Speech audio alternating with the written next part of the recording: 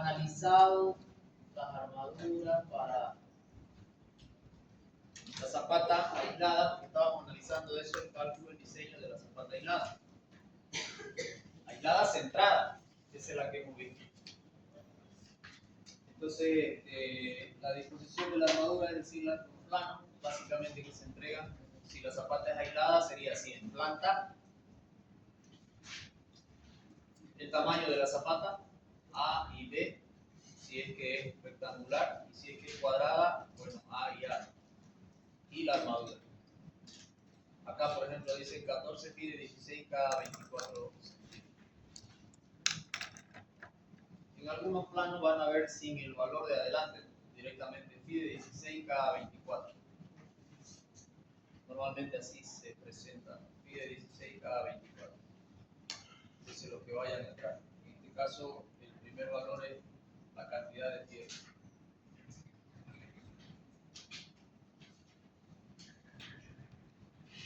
Este es cuando es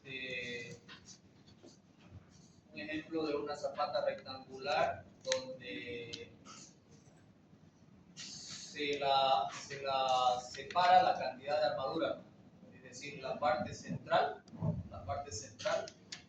lleva la armadura similar a la otra, la de acá, y las partes de afuera ya se las cambia, se las disminuye, se las puede disminuir.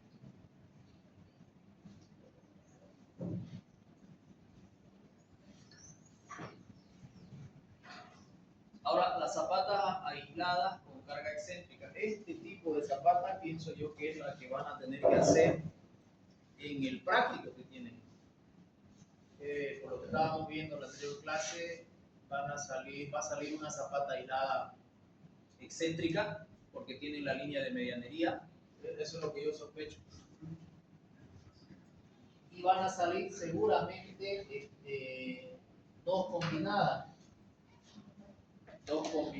o tal vez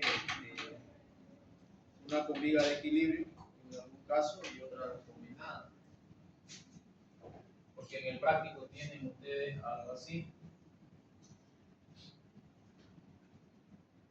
creo que así está, y si no estoy mal, las columnas están así, y creo que aquí hay una y aquí creo que hay otra.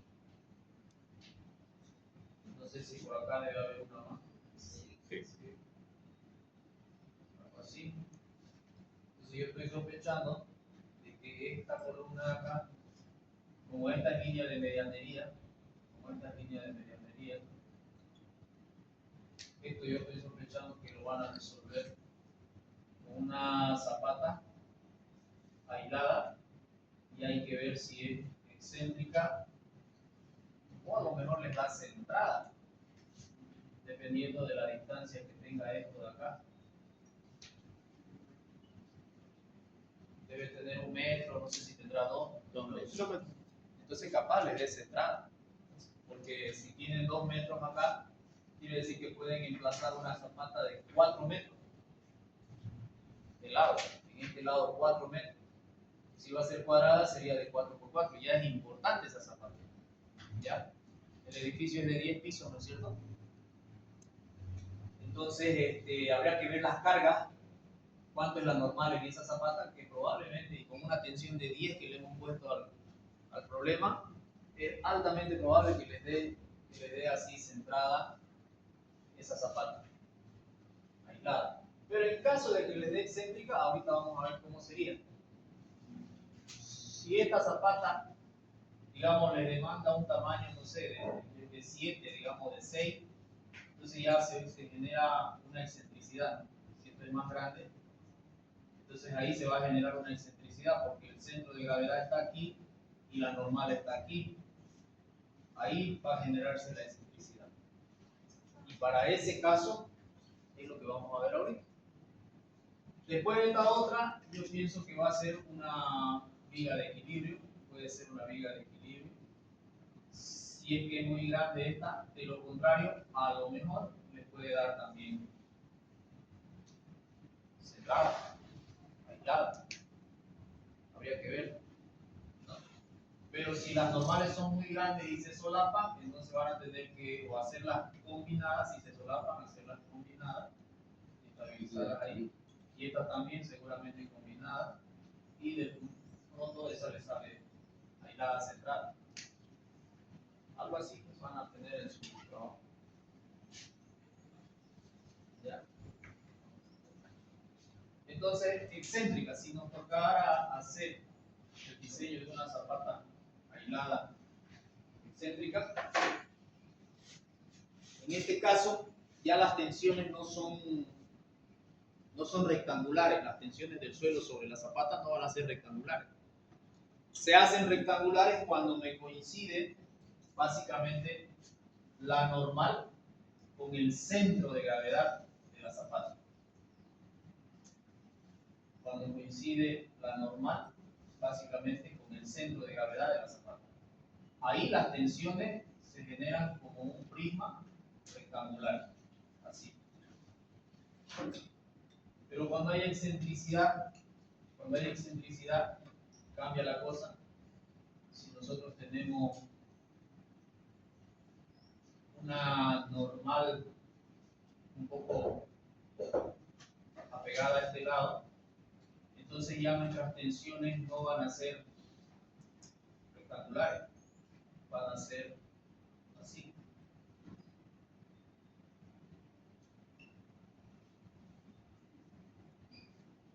Las tensiones del suelo sobre la zapata. Entonces vamos a tener un sigma 1 y un sigma 2. Una tensión 1 y una tensión 2 del suelo sobre la zapata. No va a ser como en este caso que es centradita y la tensión es la misma, es uniforme en toda la zapata. ¿Ya? Ese es el caso que vamos a ver aquí.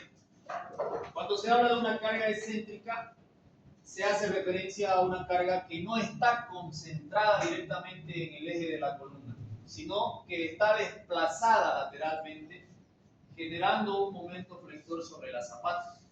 Esta condición es común cuando, por ejemplo, la columna soporta una carga descentrada o cuando existen fuerzas externas, como fuerzas de viento o sismo, que provocan un desequilibrio de la carga aplicada. Unos esfuerzos de momento que pueden ser grandes, pueden desplazar la aplicación de esa carga. Debido a la carga excéntrica, se genera un momento flector que provoca una distribución no uniforme de las tensiones del suelo bajo la zapata. La compresión es mayor cerca de la carga y menor en la parte más alejada, la parte opuesta. Además, se debe verificar que la zapata no genere tensiones de tracción, ya que en ese caso las fórmulas de diseño que asumen solo compresión dejan de ser válidas. ¿A qué se refiere? A que de pronto estas tensiones no sean así, sino más bien algo así, ¿no? Entonces en esta parte me estaría generando como que una tracción más bien al elemento, a la zapata, y no una compresión. Puede ocurrir, y en ese caso hay que jugar con el área de la zapata para controlar que estas tensiones todas estén de compresión a la zapata y no así de tracción. Estas zapatas son comunes en edificaciones de varias plantas y en terreno con capacidad limitada, donde se requiere una distribución cuidadosa de las cargas para evitar fallos estructurales. Normalmente son rectangulares, con la rigidez mayor en el sentido del momento flector. Es lo que hablábamos también en el tema columnas vigas. Hay que ver, controlar o ubicar la sección con mayor inercia donde se encuentra la generación de los momentos, y no al revés. ¿Okay? Para resolver, debemos lograr que la reacción resultante del suelo equilibre la acción excéntrica que trae la columna para el efecto. Supondremos una variación lineal de las tensiones del suelo. Esto nos permite usar las fórmulas de flexión compuesta siempre y cuando todas las tensiones en el contacto zapata-suelo sean de compresión.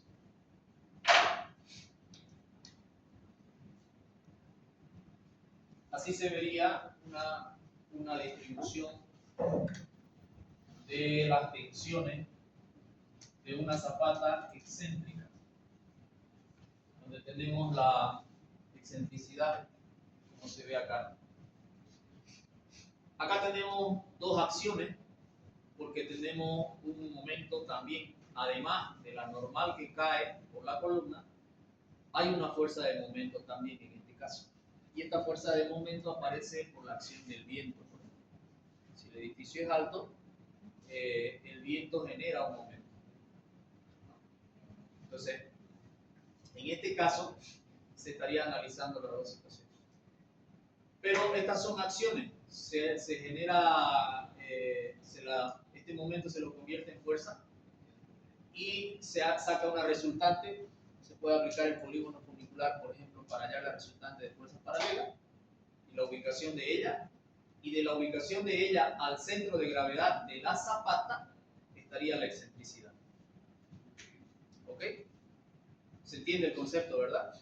Porque aquí el gráfico no está muy claro, digamos. Pareciera ser que la fuerza que sale del momento es la que genera la excentricidad con la normal, y no es así. No es así.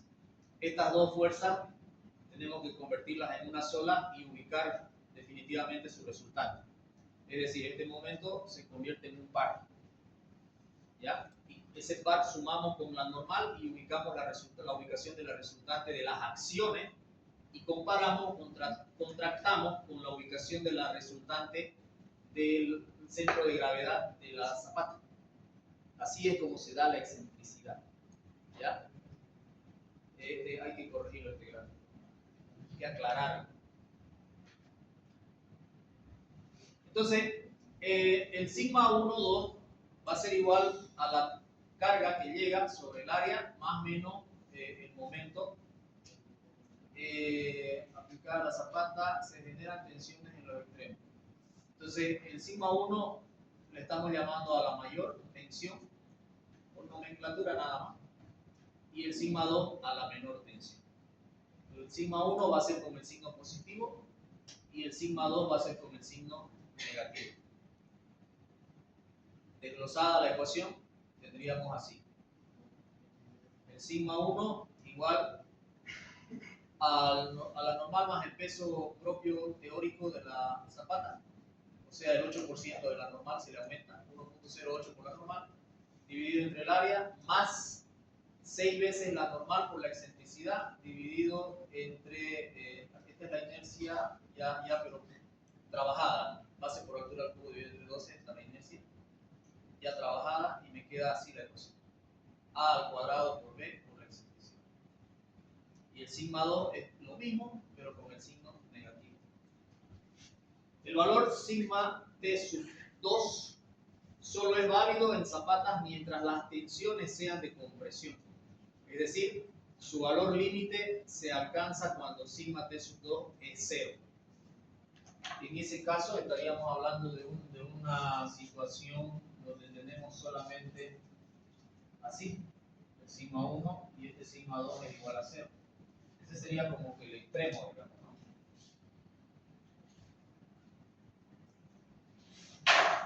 No deberíamos de pasar a una sigma sub 2 en tracción. Esto se cumple mientras la normal se sitúe dentro del tercio central de la zapata. Dentro del tercio central de la zapata. Mientras la excentricidad sea menor o igual a A sobre 6, a un sexto de A. Cuando la excentricidad es menor a un sexto de A, la expresión sigma T sub 2 de sigma T sub 2, obtención a partir de la fórmula de flexión compuesta, ya no es válida para la zapata, porque para lograr el equilibrio sería necesario que en el contacto zapata-suelo se desarrollen tensiones de tracción cerca del extremo de sigma T sub 2. Esto no puede ocurrir ya que la zapata solo se apoya sobre el suelo. En esta situación, la zapata en esos sectores simplemente se levanta. Es como si quisiera la zapata levantarse. Por lo tanto, para diseñar las zapatas aisladas con cargas excéntricas rectas se deben distinguir dos casos. Primer caso, dimensionamiento cuando la excentricidad es menor a un sexto de A. Ese es el valor del tercio central de la zapata.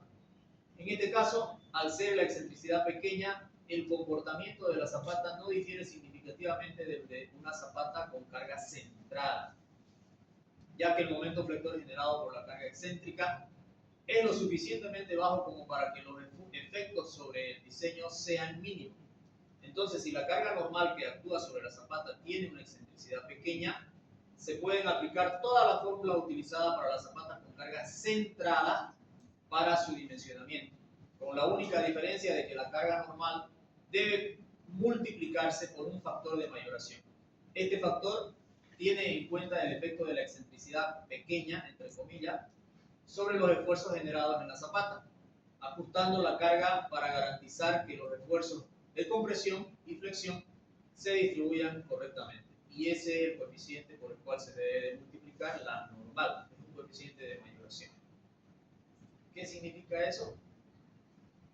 Que nosotros podemos ya, multiplicando por ese coeficiente a la normal que nos llega, diseñarla como la sabemos diseñar como zapata centrada y no excéntrica. ¿Ya? Entonces hay una zapata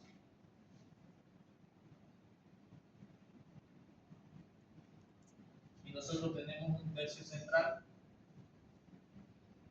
dentro del cual, si la normal cae dentro de ese tercio, no necesariamente en el centro, si tenemos algo así, este sería el centro de la zapata,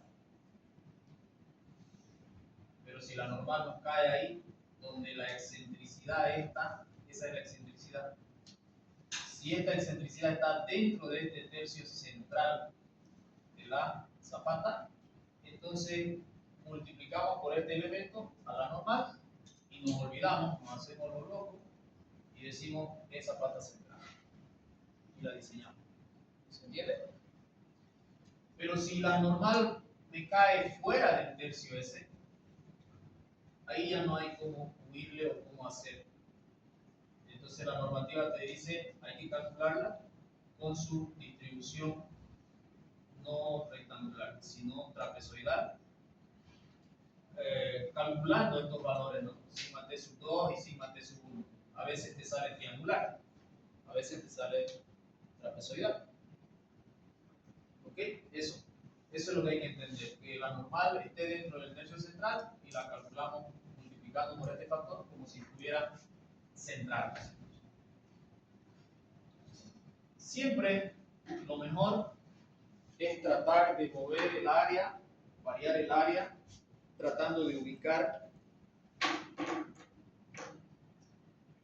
la normal lo más cerca posible del centro de gravedad de la zapata.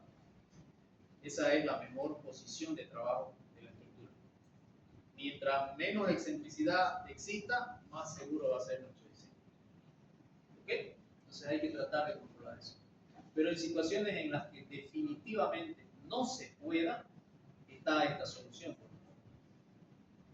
Segundo caso, dimensionamiento cuando la excentricidad es mayor a A6. Tenemos ahí las ecuaciones para determinar el sigma t sub 1. Bueno, cuando es triangular solamente determinamos el sigma t sub 1. Ya estamos asumiendo que el sigma t sub 2 es 0.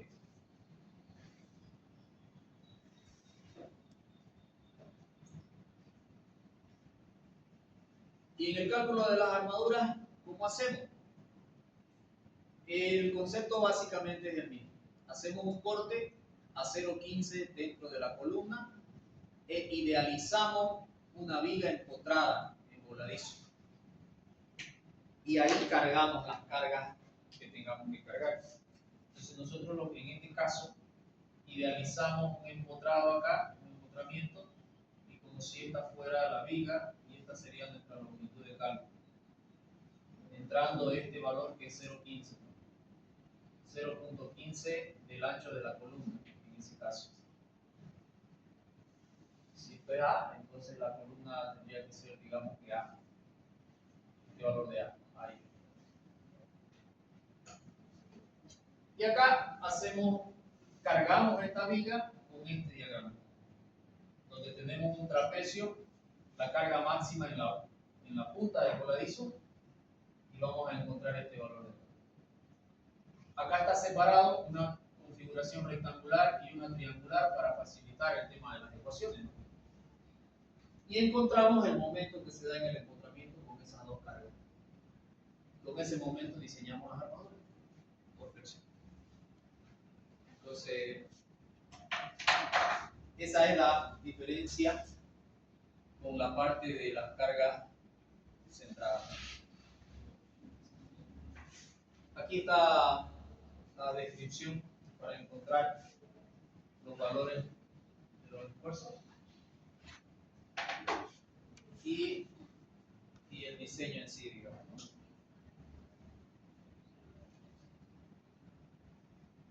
Se calcula las armaduras por presión. No está el desglose completo de las armaduras por presión aquí, pero ya lo sabemos hacer. Entonces, aquí la novedad es lograr encontrar adecuadamente esta carga. Esta carga. Esa es la novedad. Encontrar adecuadamente este signo. ¿Ya? Y el momento con el cual vamos a trabajar. Luego se hace la comprobación al funcionamiento. Esa no varía, similar al anterior caso, a una distancia de medio, siempre desde el borde de la columna, a una distancia de medio. Ahí, en teoría, se genera en ese plano, ese es el plano de falla por funcionamiento. Y eso se deduce en las normas de acuerdo a las investigaciones, ¿no? Prueba y error, experiencia. Entonces, en la mayoría de los colapsos por funcionamiento que se han dado, se generan en esta distancia de medio. Ya entonces la normativa define y dice, bueno, vamos a controlar el funcionamiento a una distancia de medio. Por eso es que se controla el funcionamiento a esa distancia. Y después calculamos o hacemos el control de la adherencia. Este es el control de la adherencia. La misma formulación que no está aquí, pero está arriba, la misma formulación que en zapatas aisladas centradas. Lo mismo, la misma fórmula del control de la adherencia. Funcionamiento y adherencia es lo mismo en ambos casos. ¿Ya?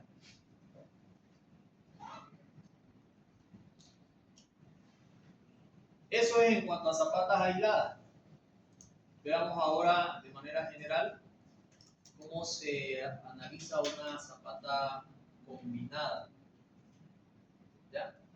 Las zapatas combinadas son un tipo de cimentación superficial que se utilizan para soportar dos o más pilares que se encuentran próximos entre sí. En lugar de utilizar zapatas individuales para cada pilar, lo cual podría resultar insuficiente en términos de espacio y costo, se emplea una única base de cimentación que distribuye las cargas de varios pilares de manera común.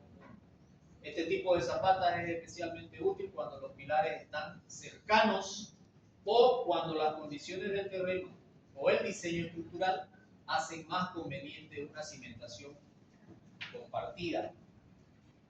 Entonces, en la situación en que yo tenga una zapata, o sea, en planta, geométricamente, si yo, como les decía en una clase, ustedes ubican las columnas a partir del diseño arquitectónico, ubican las columnas donde van a ir, cargan toda la estructura y luego calculan el área de la zapata. En el práctico que hemos hecho, han hecho todo el cargado y han llegado a la normal. No calcularon el área todavía, ¿verdad? Entonces, calculan el área, es lo primero que hacen. Calculan el área y empiezan a dibujarlo en su proyecto arquitectónico. Dibujan las áreas de la zapata. Las dibujan, algunas más grandes, otras más chicas, qué sé yo.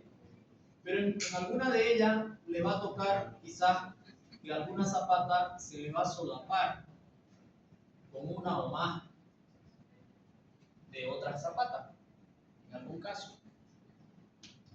Y en otros casos quizás no se le solape, pero les quede bastante cerca.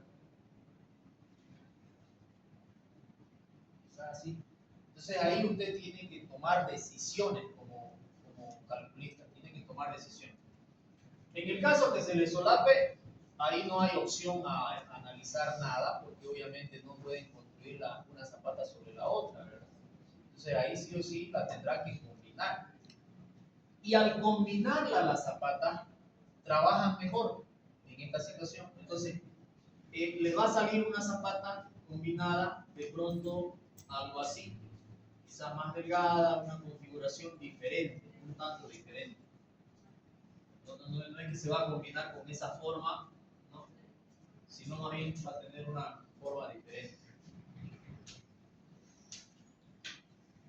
En este otro caso, donde las zapatas están cerca, pero no están solapadas, hay un delta L, una longitud ahí, un espacio. Ahí tendrá que decidir usted. Combinarlas a veces resulta más económico que construirlas separadas, como aisladas. Más económico en la mano de obra y también en los volúmenes de hormigón. Entonces ese análisis habría que hacerlo. De todas maneras, para acá, para nuestra zona, donde el suelo es bastante arenoso, la mayoría, yo diría que esto, si esta delta L es menor o igual a 50 centímetros, yo directamente las combino. Las vamos a combinar.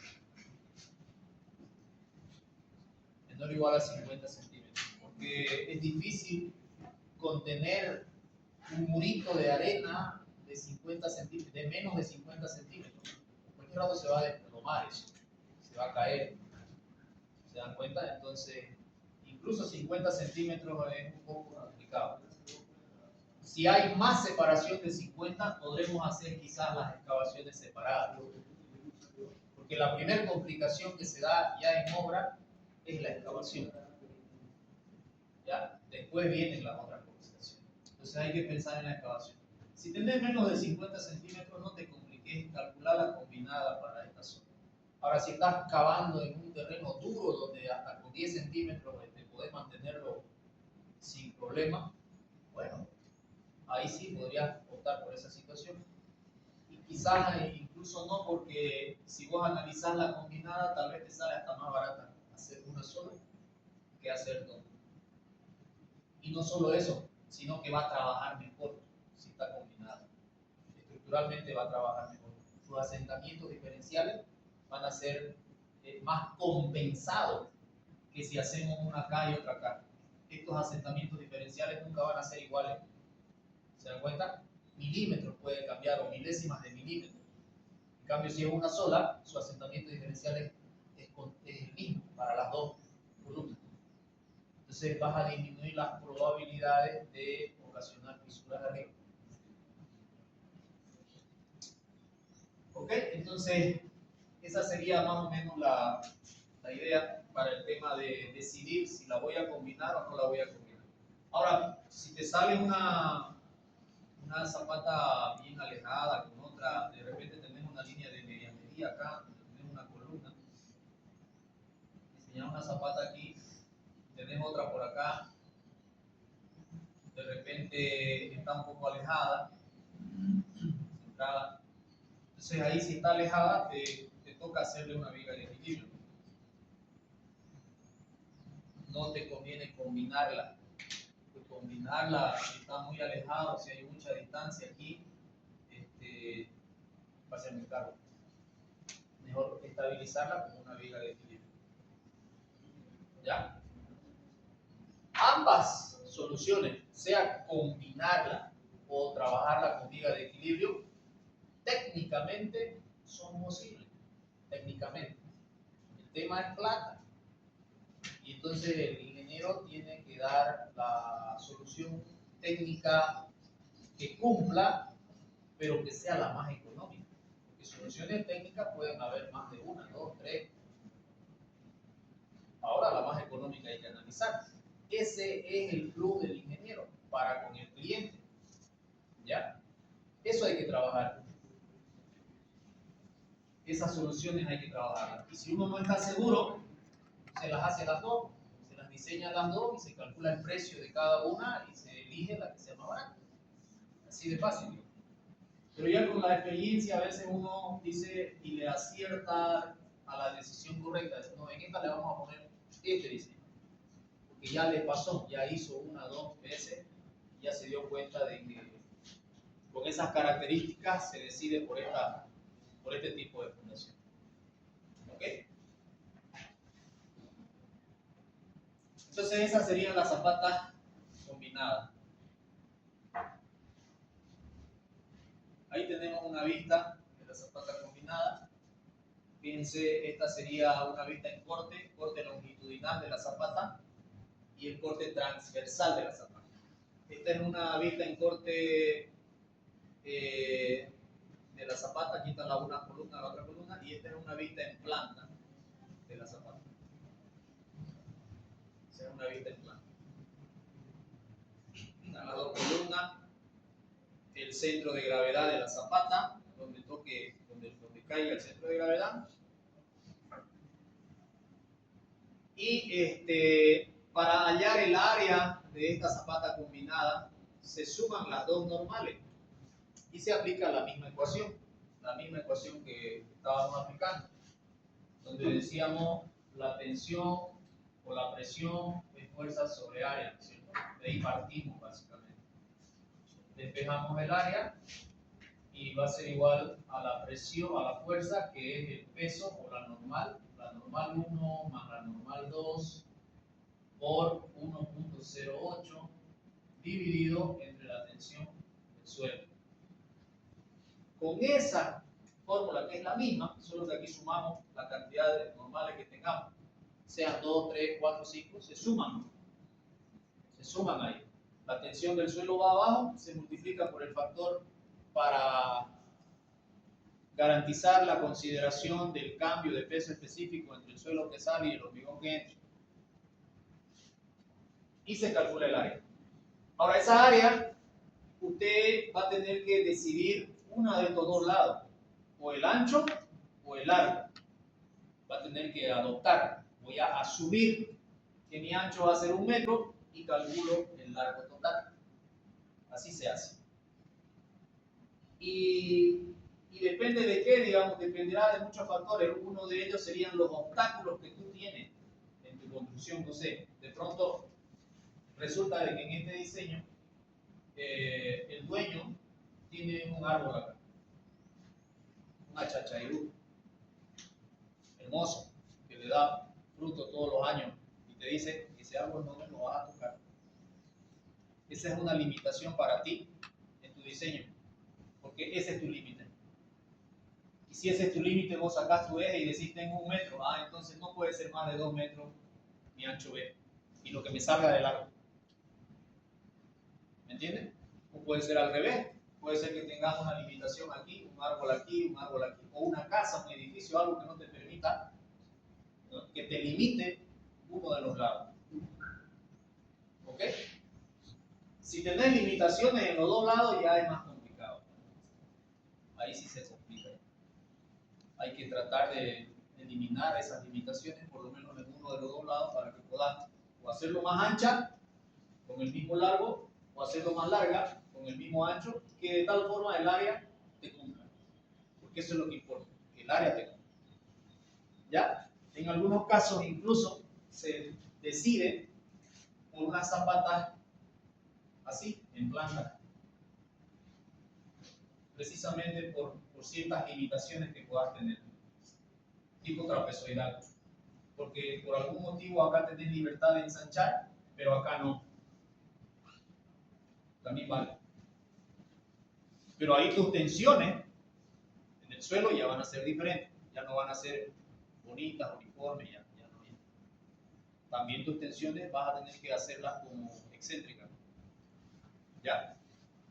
¿Y cuál es la clave aquí en este tipo de zapatas combinadas? Similar al de las zapatas aisladas. La idea es que la resultante de tus acciones coincida con el centro de gravedad de la zapata. Esa es la idea. Entonces, si vos tenés 1, 2, 3 normales, normal 1, normal 2, normal 3, ¿ya? Entonces, dependiendo del valor de estas normales, porque no todas van a ser iguales, tal vez esta es 100, tal vez esta es 200, y tal vez esta es otra vez 100 o 50, no sé. Dependiendo de esos valores de las normales, la resultante, tu resultante de este sistema, se va a desplazar, no va a estar precisamente en el centro. Y entonces vos haces el análisis de la resultante de esta y de pronto te va a dar la resultante, digamos que acá. Esta es tu resultante, tu normal resultante. Para emplazar una zapata, vos tendrías que jugar con las dimensiones de la zapata. Tendrías que jugar con las dimensiones de la zapata. De tal forma que el centro de gravedad de la zapata esté en lo posible en el mismo punto de las acciones. Esté ahí tu centro de gravedad de la zapata. Eso es lo que hay que jugar. Entonces ahí ya vas armando unas ecuaciones donde tenés esta longitud sub 1 y esta longitud sub 2 que de pronto van a ser diferentes porque lo que necesitas es hacer coincidir eso. Cuando logramos eso, todas las tensiones del suelo sobre la zapata están bien bonitas, uniformes, rectangulares. Si no logramos hacer eso, vamos a analizar lo mismo que en la zapata excéntrica aislada, verificar si el tercio central de esa zapata combinada agarra a la excentricidad que se va a generar. Es decir, si la excentricidad, si la normal con el centro de gravedad está agarrándose dentro del tercio central. Si eso es así, hacemos lo mismo que en zapata excéntrica, calculamos un factor de aumento de carga y lo diseñamos como si fuera central. Pero si no es así, si la excentricidad es muy grande, si de pronto esta resultante nos salió por acá y no logramos hacer coincidir porque tenemos un límite acá de lote y tenemos un árbol preciado por acá, no sé, pero no logramos hacer coincidir. Tampoco logramos hacerlo entrar en el tercio central. Entonces ahí las tensiones se ponen de esta manera también. Donde las más grandes obviamente van a estar al lado donde está la carga, pues, ¿no? Y ahí vamos a tener que analizar el sigma T sub 2 y el sigma T sub 1. Similar al de la zapata aislada excéntrica. ¿Se entiende? ¿Alguna pregunta? ¿Alguna duda? Normalmente, como sabemos hacer aquí, tratamos de explicar la parte teórica, que se pueda entender cuál es la situación real. Después vamos a hacer ejercicio y el ayudante también hace más ejercicio y ahí ya va aterrizando las ideas. ¿Sí? No necesito que me generen un aprendizaje ahorita de las fórmulas, de las ecuaciones, de eso. No, ahorita no. Entendamos el contexto. Entendamos cuáles son los fundamentos teóricos para luego ya entrar a resolver los ejercicios. Entonces acá no perdamos de vista. La resultante de estas acciones está ubicada en algún lugar que lo podemos calcular. Ya sea por el polígono funicular, ya sea aplicando una ecuación de momento, ¿cierto? Lo podemos calcular. Y no es difícil, es decir, directamente se puede aplicar una ecuación de momento en un determinado punto.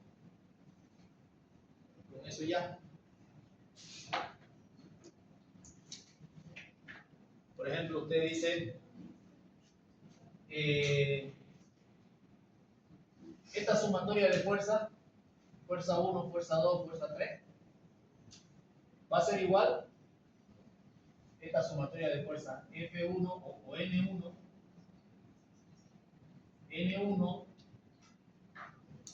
más N2 más N3, N1 más N2 más N3, va a ser igual a una resultante. ¿No es cierto?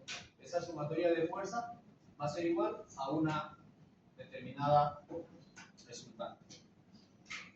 Entonces, si yo hago una sumatoria de momentos, yo voy a tener una fuerza de reacción acá, una fuerza, llamémosle E, de reacción, ¿ya? Que me va a generar el equilibrio de esta fuerza de acá.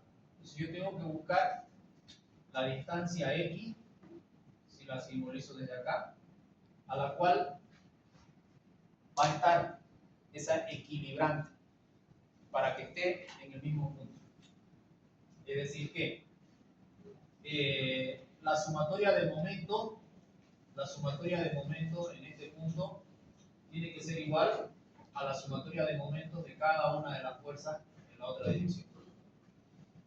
La sumatoria de momentos tiene que ser igual a 0. Entonces, esta R yo lo puedo calcular. Si esta es 100, 250, esto sería 350. 350 newton. Eso es dato. Eso es dato. ¿Y cuánto va a ser el empuje? 350 newton. Es dato también, porque la reacción, tiene que ser la misma. Lo que necesito encontrar es la ubicación de esto. Entonces, si yo digo que hago sumatoria de momentos aquí, ya tengo todos esos datos, y hago sumatoria de momentos aquí, porque esta distancia es dato, esta es una columna y esta es otra columna. Sabemos que esto vale, no sé, 5 metros, sabemos que esto vale 4 metros, es dato. ¿Ya? Esta L sub 1 también va a ser dato en el sentido de que yo tengo una limitación conocida. Puede ser que esté ahí o puede ser que esté justo donde está la columna. La cosa es que esto va a ser dato. Si no fuera dato, entonces yo lo puedo asumir. Si esto es libre y no tengo nada que me estorbe, yo digo, bueno, le voy a dar 1 metro a este lado y a ver qué pasa, por decir algo. A ver cuánto me sale al otro lado. ¿Se entiende? Entonces, si yo hago una sumatoria de momentos acá, voy a decir L1 por la normal 1 más L1 más 5 metros, L1 más 5 metros por la normal 2 más, si hago la sumatoria de momentos positiva en esta dirección, más la normal 3 o la distancia primero, 5 más 4 más L1, L1 más 5 más 4 por la normal 3. Estoy haciendo los momentos en esa dirección, positivo, tienen que ser igual al momento, al otro momento, a X por ese 350. Y entonces todo es dato. La normal 1 es dato, la normal 2 es dato, la normal 3 es dato, el L1 es dato y es dato. Lo único que es incógnita es X. Despejo X y obtengo la distancia a la cual se tendría que encontrar la reacción. Una vez que yo sé esta distancia, entonces yo digo mi zapata va a ser 2 veces X. Si va a ser rectangular, tiene que ser 2 veces X. Entonces, una vez que yo hallo X, digo mi longitud de mi zapata tiene que ser 2 veces X.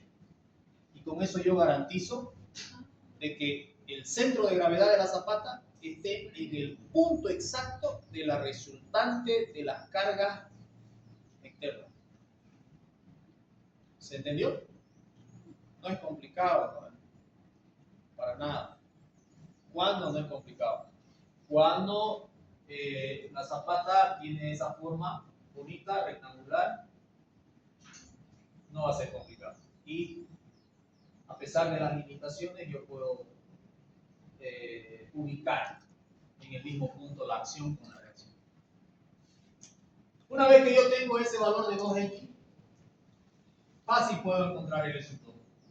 Porque yo digo, 2x tiene que ser igual a L sub 1 que es dato, más 5, más 4, más L sub 2. Y despejo L sub 2 para saber cuánto sería L sub 2. Y así tengo completa las distancias de toda la zapata combinada. ¿Ok? Entonces, me salté a un poquito explicarles eso, porque lo veía con carita. ¿Y cómo se hace eso? Con esa carita lo vi. Pero en realidad este detalle lo vamos a hacer cuando se haga un ejercicio. Ahí van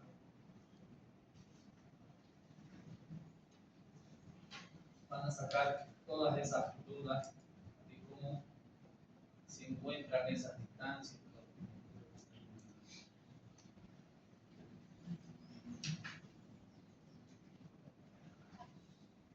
¿Ok?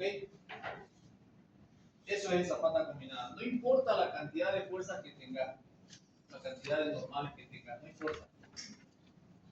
Simplemente se suman. Aquí habría estado un poquito más desglosado, había estado la sumatoria de momentos también mucho más resumida ahí. ¿Ya? Bueno.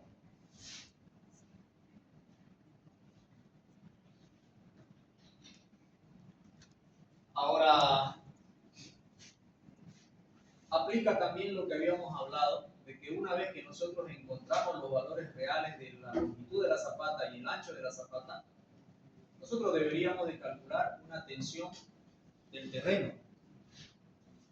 Porque el análisis que hacemos para calcular el largo y el ancho de la zapata, agarramos la tensión del laboratorio, ¿no es cierto? Con esa tensión calculamos el ancho y el largo. Pero nunca le ponemos lo que nos sale, porque nos sale de largo 6.43578. No le vamos a poner eso y la albañil se va a volver loco. Entonces, ¿qué le ponemos? 6.5. ¿Qué estamos haciendo? Creciendo. Al crecer el área, nuestra tensión se aliviana, porque mientras más grande el área de la zapata, menos tensión va a estar sometido el suelo. ¿Se dan cuenta? Mientras más chiquita el área, el suelito que lo soporta va a ser más estresado, va a sufrir mayor estrés. ¿Lo entienden? Así, ¿se entiende, no? Es como la persona que anda de tacones, ese hicimos también en física 2, lo hago ese ejercicio. El área del taco versus la resistencia del suelo. Y entonces vamos viendo el tacón aguja, que normalmente es de 0,5 centímetros, de 5 milímetros por ahí, y comparamos con un tacón un poquito más normal, de 2 centímetros, ¿no? Ya son los tacones medio cuadraditos, eso, de 2 centímetros por 2 centímetros, y comparamos cuál de esos dos tacones le genera mayor estrés al suelo. Eso lo hacemos en física 2. Y es lo mismo acá.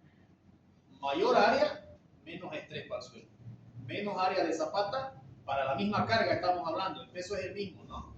En ese ensayo. Menos área, mayor estrés para el suelo. Mayor tensión. Mayor área, menor tensión. Por eso es que nosotros agarramos una tensión de laboratorio, calculamos un área teórica y decidimos por otra área. Le aumentamos porque lo queremos redondear para que el albañil no se complique. Y en ese redondeo liberamos el estrés al suelo un poquito. Y esa tensión es la que deberíamos de utilizar para el diseño. No así la del laboratorio. ¿Ok?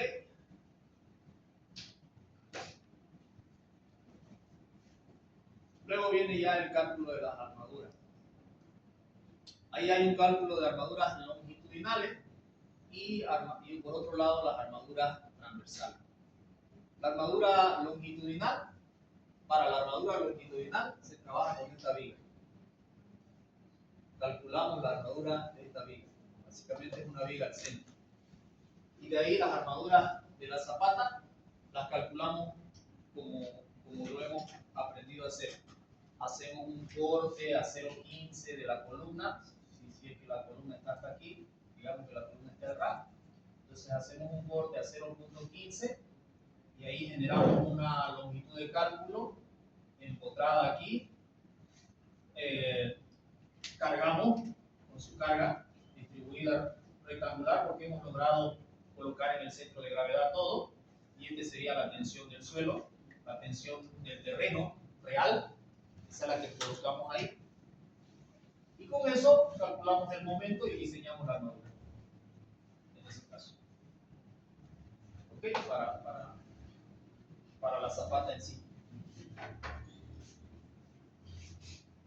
Antes de iniciar el cálculo de la viga, se predimensiona la sección transversal de la zapata. Para las zapatas rígidas se debe cumplir que H sub Z debe ser igual a B menos BW, H sub B mayor o igual a H sub L según la separación entre columnas de las zapatas, y el H sub 0 mayor o igual a 20 centímetros o H sub L dividido entre 3. Se adopta según requerimiento por el esfuerzo cortante. El BW es el ancho de la viga. Está la tensión del suelo, se hace el diagrama de momento como si fuera una viga normal, y con esos momentos calculamos las armaduras para que nos demanden en los lugares que nos demanden. Este es el esfuerzo de cortante, y con ese cortante a una distancia D calculamos los estribos que nos va a demandar la viga. Y ahí detallamos la viga. Si es una viga de 60 centímetros o más de alto, va a llevar armadura de piel. Si no es de 60, no se requiere por norma armadura de piel. Va a depender del criterio del ingeniero. No sé si tenemos una viga de 50, probablemente decidas ponerle una línea de armadura de piel. Probablemente. Te va a ayudar al tema de la fisuración. Esta viga tiene la misión de garantizar la estabilidad longitudinal de la zapata, asegurando que las cargas generadas en el contacto entre la zapata y el suelo se recojan adecuadamente y se transmitan hacia las columnas o viceversa, de forma eficiente y segura. Además, la viga desempeña un papel fundamental al permitir una distribución uniforme de las cargas entre los diferentes puntos de la zapata. Para asegurar que la viga cumpla con su función de manera efectiva, las armaduras longitudinales de la zapata se calculan en función de los esfuerzos por flexión. Esto se debe a que la viga actúa principalmente como una estructura flexible que resiste los momentos flectores generados por las cargas distribuidas sobre ella. Las armaduras transversales o los estribos, por otro lado, se dimensionan en función al esfuerzo cortante que se desarrolla en la viga debido a la carga también. El diseño de esta viga debe cumplir con todas las normativas y limitaciones impuestas por los códigos y reglamentos estructurales aplicables, como la ACI, para el cálculo de las vigas de concreto armado. Entre las principales restricciones y consideraciones que se deben tener en cuenta, podemos destacar las siguientes. Factorización de los esfuerzos factorizados necesarios para calcular las armaduras, los obtenemos de los diagramas mayorando los valores máximos con el siguiente factor de mayoración. Armaduras mínimas de retracción y temperatura, armaduras mínimas por flexión, son los parámetros que no son novedosos. Esto ya se ha estudiado cuando se hace el diseño de una viga. Al final es el diseño de una viga. Calculamos el cortante del concreto, vemos el cortante de solicitación, comparamos si aguanta o no aguanta, y si no aguanta le ponemos estribo. Calculamos el estribo, porque sí o sí le vamos a poner estribo, ¿no? Sí o sí lleva estribo, pero lo que no sabemos es si va a llevar el estribo mínimo o va a requerir algún estribo adicional. ¿Okay? Y aquí está el detalle que les decía, cortamos a 0.15 y diseñamos ahí, calculamos el momento para diseñar las armaduras estas transversales. Esas transversales. Esta longitudinal es una armadura de repartición. La que calculamos es esta. Pues siempre hemos dicho, en una losa, en un elemento que ascienda superficialmente, la que trabaja es la de menor ancho. El menor ancho es el que trabaja. Y en este caso, esa es la que calculamos. La viga ya está calculada con todas sus armaduras. Calculamos esta armadura y esta es la armadura que le llamamos armadura de repartición. ¿Okay? Fíjense en este corte igual. La armadura principal es la roja, esa es la armadura principal. Y la azul, los puntitos azules son armaduras de repartición. La losa está conformada por dos vuelos de la zapata que descansan sobre la viga, cuya función principal es concentrar las cargas superficiales sobre el eje de la viga para analizar este comportamiento. Se estudia una faja de ancho unitario, es decir, diseñamos para 1 metro esas armaduras, como hacemos en losas también. Lo que hacemos es diseñar esta armadura para 1 metro para 1 metro, ¿no? Para 1 metro. Y lo distribuimos para todo después. ¿Ya? En el diseño necesitamos colocar este ancho. En la fórmula necesitamos colocar este ancho. Colocamos 1 metro. ¿Se entiende? Porque es una viga. Necesitamos la base y la altura de la viga para diseñar por flexión. Y colocamos 1 metro. De lo contrario, tendrían que colocar toda la longitud de la zapata y encontrarían la armadura, pero para toda la zapata. También se puede. Pero nosotros acostumbramos a diseñar para 1 metro y ponerla a toda la zapata. Esa armadura que nos salga. ¿Okay? Es importante que la armadura principal se instala una armadura de repartición A sub L en ambos lados de la viga. El valor mínimo de esa armadura debe ser superior al 20% de la armadura principal. Mínimo 20%. Entonces está fácil. Calculamos la armadura principal y el 20% de la armadura de repartición, que es la más larga. Sin que nunca sea inferior a la armadura mínima de retracción y temperatura, que se calcula con esta forma.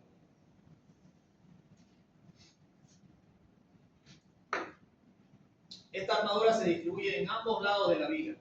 Es fundamental asegurar que esta armadura de reparto cumpla con los requisitos de resistencia y distribución adecuados, para lo cual se considera la relación de las armaduras mínimas y los valores estructurales establecidos. Adicionalmente se verifica el esfuerzo cortante, el esfuerzo cortante, ya eso también es la historia que ustedes ya la conocen. Si aguanta o no aguanta, normalmente aguanta porque estamos agarrando un ancho de 1 metro, ¿ya? Entonces el concreto va a aguantar tranquilamente ese cortante.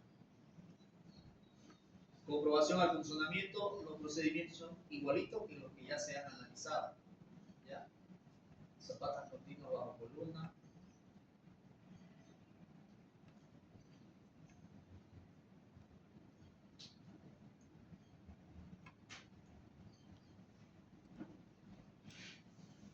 Los diagramas de momento, de cortante, como que está repitiendo, ¿no?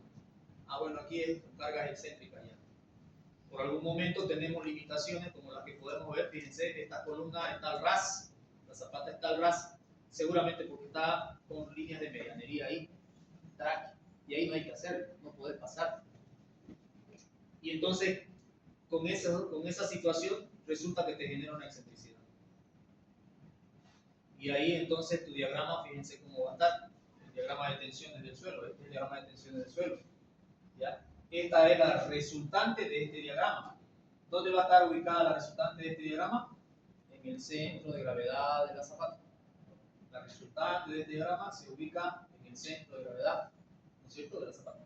Y, en el centro de gravedad del trapecio. Y el centro de gravedad de la zapata está desplazado. Entonces, cuando hay ese desplazamiento, está la excentricidad. Y ahí es que se genera el diseño de como zapata excéntrica. Y hay que calcular el sigma T sub 1 y el sigma T sub 1. Ahí están las ecuaciones. Dice LT, pero lo único que varía es el símbolo de LT. Antes era A por B, ahora es LT por B. Nada, es la misma forma. Más menos, la una es más y la otra es menos. Aquí hay un error. Aquí hay un error. Ese sigma T sub 1 es más y este sigma T sub 2 es menos. Este es un error. Error de taipeo. De lo contrario sería exactamente lo mismo. No tendría sentido. ¿Ya? Aquí hay un error, lo van a corregir.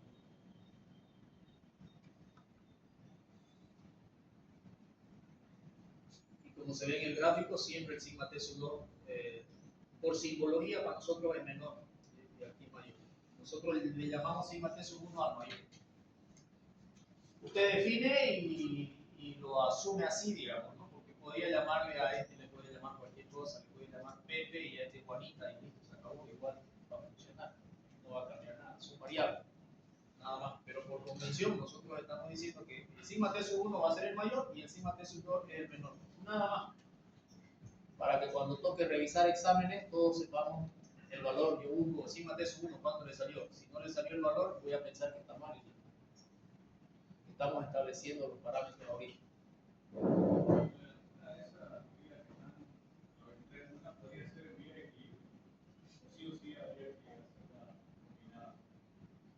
Perdón, estas son columnas, ¿no? Sí.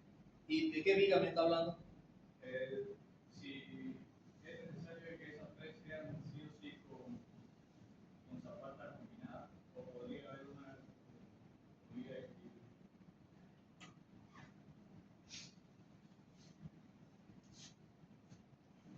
entiendo la pregunta. La Se verdad, refiere que si la normal 2 y la normal 3, las dos columnas, hacen una zapata combinada, pero con la normal 1, no da para zapata combinada, sino para una viga de equilibrio. sí, se puede, se puede. Es decir, usted puede diseñar esto como una zapata centrada, ¿ya? Y proyectar a esta como una zapata con viga de equilibrio y a esta como otra zapata con viga de equilibrio. Y esta sería su unión como viga de equilibrio a esta dos. Entonces, esta se equilibra con esta y esta se equilibra con esta. Tendría que hacerlo por separado. Y cuando usted hace este análisis, va a generar una normal aquí porque usted necesita un momento equilibrador y ese momento equilibrador le afecta a la normal de esta. ¿No ves? Y también le va a afectar el momento equilibrador cuando diseñe esta otra, otro momento. Y entonces suma las dos más su normal de esta. Recién diseña con esas tres normales la central. ¿Se entiende? Entonces primero diseñaría esta, después diseñaría esta y de último esta. Se puede hacer eso. Creo que preguntan también por la opción de que estas dos puedan estar juntas en, o sea, combinadas y esa de... Claro, excepto la situación en que cuando vos calcules el área de esta zapata, ya se te solape pues todo, ¿no? Ahí no vas a poner viga de equilibrio. Ahí si se están solapando, tiene que ser combinada. Esto se pone cuando no se solapa, cuando esta área te soporta la carga de la columna. Y de pronto esta distancia es 5 metros, digamos. Y no tenés con qué estabilizarla. Lo mismo acá, de repente esta distancia es 2 metros o 3 metros. Pero el área esta es suficiente para soportar su carga. Pero si vos calculás su área y su área de esta para controlar su carga se viene hasta aquí, entonces ahí no es pues viga de equilibrio. Ahí es combinada sin pestañear. No sé si me debo entender. Porque lo importante es que primero yo voy a proyectar el área de cada una de esas normales. Es lo primero que voy a hacer. Calcular el área que va a soportar esa normal. Y vengo y lo dibujo. Ahora alguien me va a decir, pero para que no ocurra eso, yo le puedo aumentar el ancho B y le puedo aumentar 10 metros acá de ancho, no sé qué, B, y la hago así delgadita, digamos. Tampoco así. Sí podés hacer, pero hasta cierto valor razonable, digamos, ¿no? Para que esta distancia se alargue más con la otra, para proyectar una viga, con la intención de proyectar una viga de equilibrio, porque querés hacer la viga de equilibrio, pero no vas a tener mucha holgura de hacer esto. Va a haber un poquito, sí, pero no demasiado. Normalmente nosotros hacemos 2 veces, no más, es decir que este lado de aquí sea 2 veces B, sabiendo que esto es B. ¿Se dan cuenta? Si esto va a ser B, entonces esto va a ser 2 veces B. Más o menos esa sería la proporción. Hasta 3, de ahí no te vas a pasar. No le vas a poner 10 veces B, no va a ocurrir eso. Máximo sería 3. Normal, 2B. ¿Se entiende? Ya con esos parámetros vos proyectás tu área de la zapata, y si vos ves que esta área te da así, que soporta eso, bien, proyectás esta otra área y de repente vos ves que su área es suficiente para esa zapata, para esa columna es esa, bien, proyectás esta otra área y de pronto vos ves que su área no es muy grande, es chicona nomás, ya esa es suficiente para la carga que le está llegando, ahí recién decidís qué hacer. Por eso le digo, el primer paso, proyectar áreas después de haber cargado su edificio. Dibújenlas, no sean flojos, dibújenlas. Cada una con su área y después lo miran el panorama completo de su proyecto y ahí clarito va a saltarle a la vista. Esta lo voy a unir con esta, con viga, esta va a ser combinada, esta va a estar aislada, a esta le voy a aumentar un poquito más el ancho para que se me aleje más y me quede mejor la viga, o a esta la voy a hacer más angosta para que se me apegue más y de una vez se combine. ¿Me entienden? Porque si yo le disminuyo este ancho, se va a hacer esto más largo. ¿Lo ven? Entonces, puede alguien decir, ¿sabes qué? Yo prefiero hacerla más angosta y que se me vaya para allá para que esté más cerca de esta otra y de una vez las combino las tres y me sale más angosta y me sale más barato y mejor por los asentamientos diferenciales. ¿Se entiende? ¿Ok? Entonces, en lotecitos hasta de 12 metros, esa lo hice yo en el Smart. proyección del SMART 1, el ancho es de 12. Entonces yo proyecté columna a la derecha, columna a la izquierda, equilibrada con una viga de equilibrio entre ambas. Y se acabó. Hagan todo lo largo del lote. O sea, varias, ¿no? Ahí hay que tener cuidado porque tus vigas son altas. Y tenés que tener claramente diseñado tu evacuación pluvial y tu evacuación sanitaria. Porque esas vigas no solamente son anchas, son gruesas, de 40 centímetros. Y es de hormigón de alta resistencia, 250, 300 kilos por centímetro cuadrado. Lo que tenés que hacer es dejar los huecos en esas vigas. Si tu evacuación pluvial está atrás y vos tenés que sacarlo a la calle, entonces en la viga de más atrás vas a dejar un tubo, en la viga de más adelante otro tubo un poco más abajo, porque tiene que venir por gravedad el agua, ¿te das cuenta? En el otro tubo de más, en el otro viga de más adelante otro tubo, tienes que dejarle ya, cosa que el hidrosanitario cuando venga ya tenga los huecos en la viga para salir hasta la calle o al alcantarillado. Si no dejas eso, está. Porque imagínate picar una viga de esa magnitud. No solamente es el trabajo de la destrucción de la resistencia de esa viga, la vas a destruir. Entonces eso hicimos en el SMART. Llamamos al plomero y le dijimos, me vas a decir dónde te voy a dejar los tubos. Y no solamente eso, déjame 2 tubos más por si acaso necesitemos para algo. Y le dejé yo otro tubito, que sí, uno de ellos lo ocupamos.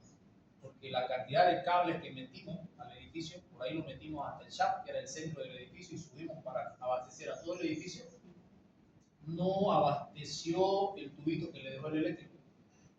Pero eran tantos cables que se llenó el tubito, tuvimos que agarrar el tubo del hidrosanitario que dejó por demás para pasar por ahí los cables.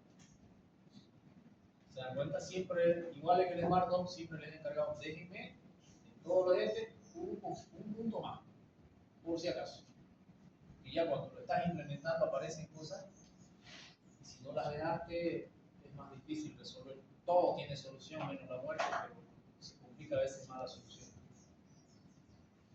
¿Ok? Entonces se puede, lo que usted decía, se puede equilibrar una centrada y las dos con viga de equilibrio en los dos extremos, se puede. Hay que calcularla. ¿Ok? ¿Preguntas? Creo que hasta ahí vamos a quedar. Ya en la siguiente clase continuamos viendo los demás tipos de zapatería. Gracias, jóvenes. Nos vemos el día martes.